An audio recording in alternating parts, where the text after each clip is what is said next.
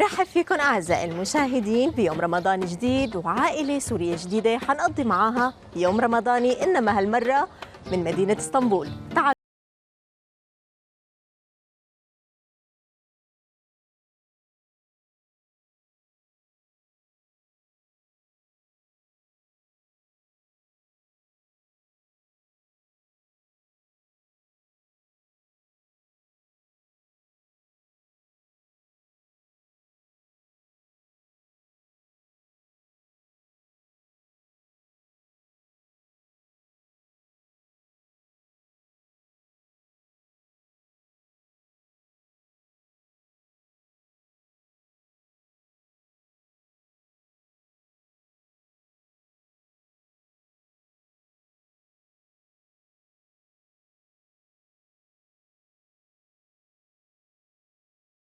وهلا حنرافق حلا بنت السيدة عروبة بسوق الخضرة يلي بيسموه بتركيا البازار. حلا دائما بتتسوقوا من هون؟ اي على طول، بس يعني الافضل انه نروح على الفاتح او فندق زادي لانه هنيك الاسعار ارخص للاسف من هون، بس لانه قريب من قصدك البيت. باسطنبول الاوروبيه؟ ايه اسطنبول الاوروبي. يعني هو اسطنبول الاسيويه غالبا اغلى الخضره بالذات اغلى، يعني غالبا الاسعار هون شوي اغلى من باقي الاماكن. طيب هذا السوق كل يوم لا حلا؟ بس كل جمعه مره بالاسبوع بيعملوه، وهو حلاوته انه قريب على البيت، فمشان هيك يعني نستفيد منه. بيجيبوا كل انواع الخضره صراحه والفواكه اللي ممكن تشتهي قلبك يعني. في محلات هون خصوصي برمضان بتفتح مثلا مثل محلات حلو عصيرات او شيء يعني خصوصي لرمضان؟ صراحة منطقتنا ما كثير حسيت فيها انه يعني هيك طقوس يعني لرمضان، ما كثير حسينا بهاي القصة هون. يعني صراحة الايام مثل اي ايام ثانية، يعني ما في طقوس يعني حتى اوقات فتح المحلات وتسكير المحلات نفسها؟ والله نفس الشيء، ما تغير شيء علينا يعني قبل بس في عنا مثلا هلا في كم مطعم بيعملوا موائد يعني بس للافطار، وقت الافطار بيعملوا وجبات وكذا.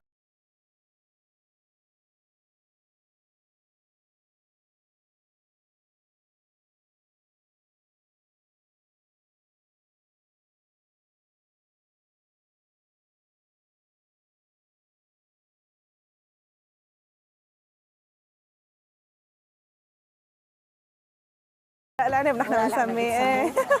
هلا بتركيا كمان كأنه بيستخدموه. ايه بيستخدموه، بس الاكلات مختلفه من عنا يعني. مثل شو مثلا؟ هلا مثلا في اكله عندهم اياها اسمها الدولمه، يعني قريبه للاكله العراقيه، بس يعني نحن الورق العنب.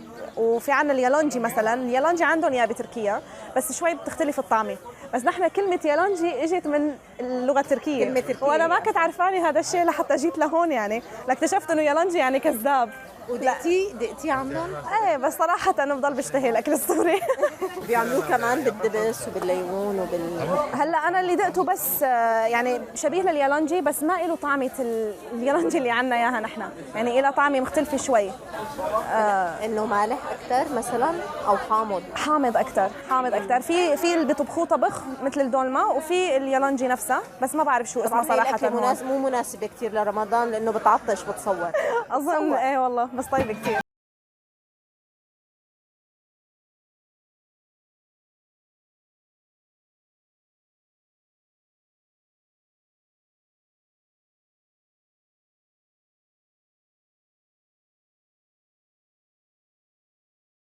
هلا هذا شو بتسموه عندكم حلا انتم؟ بنسميه انقدنيا بإدلب. ايه احنا بنسميه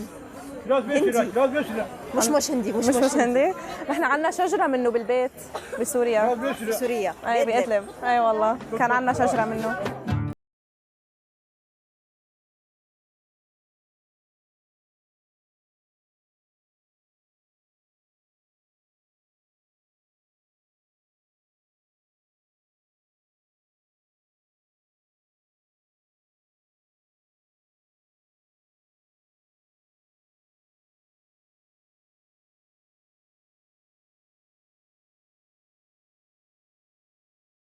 وهلا بدنا نشتري بطيخ مشان لانه اكثر شيء نحن بنحب نتسحره هو البطيخ مع الجبنه او طبعا مع الجبنه المشلله.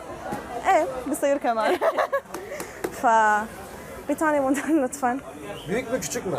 Küçük. Bu küçük yeter mi? Hayır bu küçük değil. Ama güzel istiyorum lütfen. Güzel. Dur onu bırak. Bu? Ama bu küçük mü? Küçük daha ne olacak kardeşim? Tamam.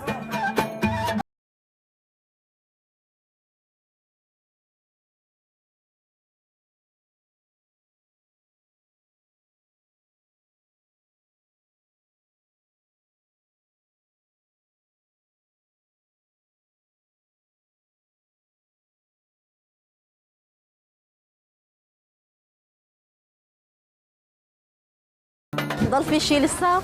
لا خلص هدول هن اللي امي طلبتهم، خلينا نروح على البيت ونشوف شو محضرت لنا. يلا.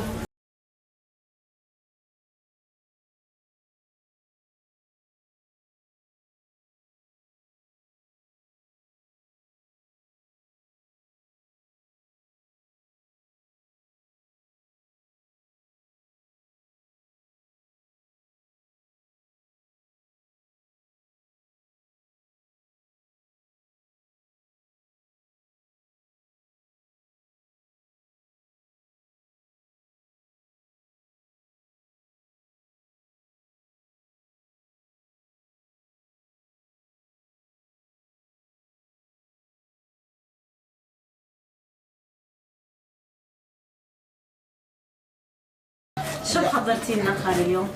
عملي خضار مشكلة بالصينية. بس عملت صينيتين لأني هي فيها بطاطا وكوسة وباذنجان وبندورة وبصل وتفاح وجارنك.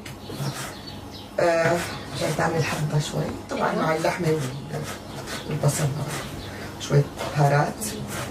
عملت صينيتين بس لأني خايفة ما يكفي الأكل. بركتكم.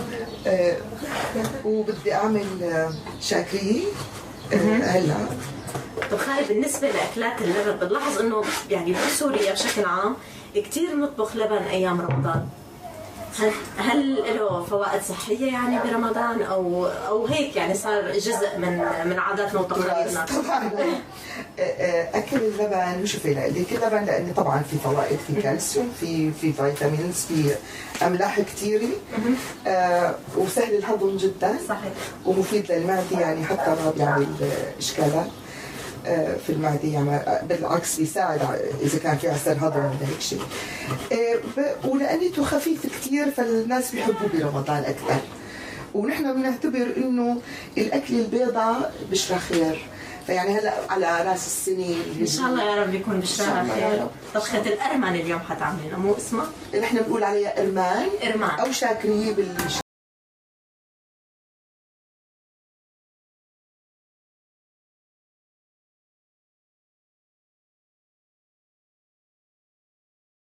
شوربات. والشوربات يعني هو شوفي لاني بالشتاء لو كان رمضان جاي بالشتاء كان الشوربات بتكون كثير مهمه. احنا هلا بالصيف بفضل الفتوش يكونوا هم خضار مشان يبرد المعده اللي بتكون نشفانه والريق نشفان من الشوب. عرفتي كيف؟ بس خالي هون لاحظتي بتركيا انه صيف الشتاء عندهم شوربه؟ عندهم شوربه كثير قديمه هون.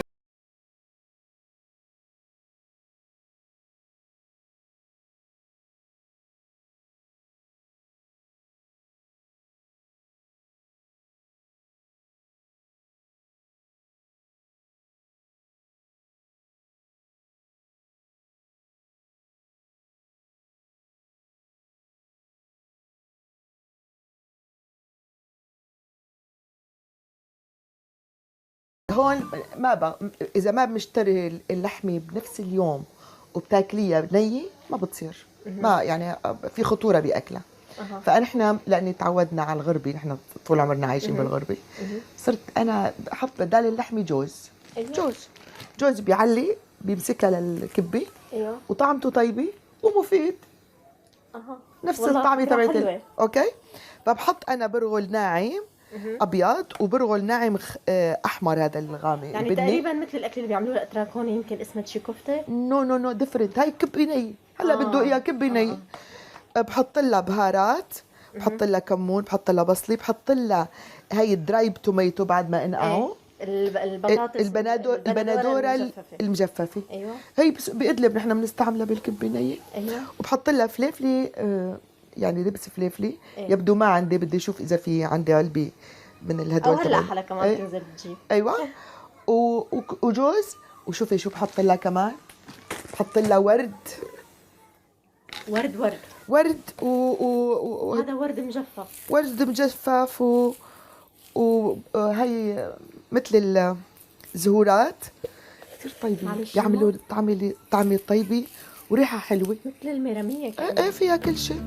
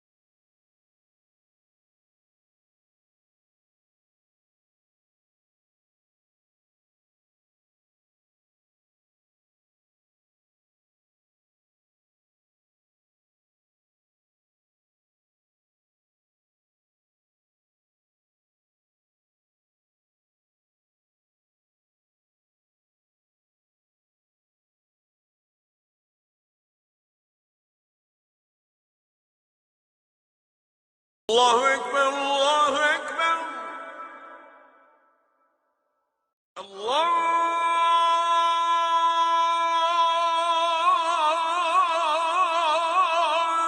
أكبر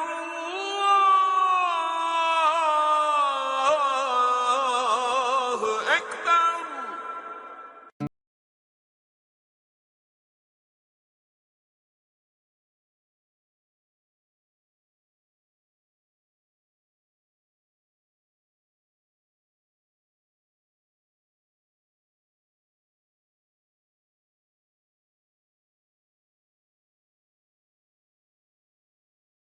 على الفطور كنت قاعدة عم تحكي لي انه هذا مو اول رمضان خارج سوريا، وانه انت حضرانه كثير رمضانات خارج سوريا. معلش تحكي لنا شوي اكثر عن القصة.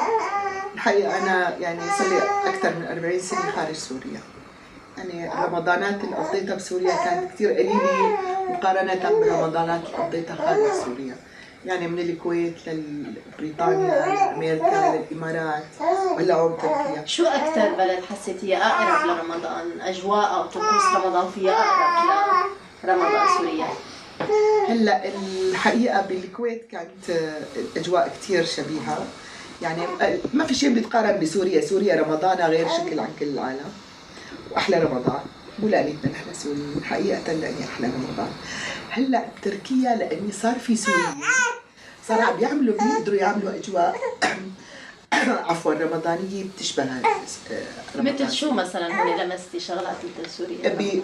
بمنطقه الفاتح يعني تشوفي البياعين كيف عم بيبيعوا الحلويات والعصاير والاكل وكله عم بيرقد مشان قبل ما يأذن المغرب. وطريقه العرض تبعهم، طريقه المناداه على يعني على المنتجات تبعيتهم بتشبه كثير سوريا. وهي اللي بيخلي الواحد يحس انه قديش نحن انحرمنا من متعه العيش في سوريا. يعني حقيقه. ورند كمان كانت عم تحكي لي رند اول رمضان إلى خارج سوريا هالرمضان. والله كان هذا اول رمضان برا سوريا. قضيت هذاك الرمضان بإدلب، كان فظيع. رمضان اللي قبل هذا ديك اي والله قضيته يعني كان كله ضرب وقصة. المدينة بإدلب. ايه طبعا المدينة بإدلب. كنا كل ما نجهز الفطور ونقعد وخلاص انه بدنا نفطر، يعني واحد صايم، فكان دائما تجي الطياره، ومو انه تجي انه بس صوت، لا انه تضرب يعني. فالخلد كانت تعير الساعه بقى انه امتى تجي الطياره انت تضرب. فقضينا رمضان كان كثير يعني الطياره تجي وقت الافطار بالذات. ايه وقت الافطار. هو كانت تجي بكل وقت، بس بوقت الافطار كانت تجي ضروري يعني ضروري يعني. ايه والله. فقضيناها كانت كثير صعبه لحد ما طلعت انا وحد ما صارت لحدنا يعني ان شاء الله. شو الحلويات يلي ما بتستغني عنها برمضان؟ لازم لا. تكون موجوده برمضان. هلا بدنا طعم يكون منها. في حلو كتير كتير طيب وانا كتير بحبه بعمله على رمضان. هو ما حلو يعني بمعنى بس طعمته حلوه. يعني ما انه مشغول ومعمول، هو اوكي بنعمل قطايف بنعمل شغلات هيك وكنافه حلويات. بس في اكله بنعملها اسمها خشاف، ما بعرف خشاف. في يمكن مشموش؟ أمر الدين. اوكي. وكل الفواكه المجففه، يعني مشمش مجفف وتوت مجفف وكرز مجفف وزبيب وتين مجفف وخوخ مجفف، كله هذا بينتقع بمية الأمر الدين مع الجوز واللوز والفستق وبندق والكاجو مع بعض، بيصيروا خلطة كتير طيبة. وبيكونوا باردين وكمية صغيرة بتحسيها إنه شبعتي، طبعا كتير كتير صحي.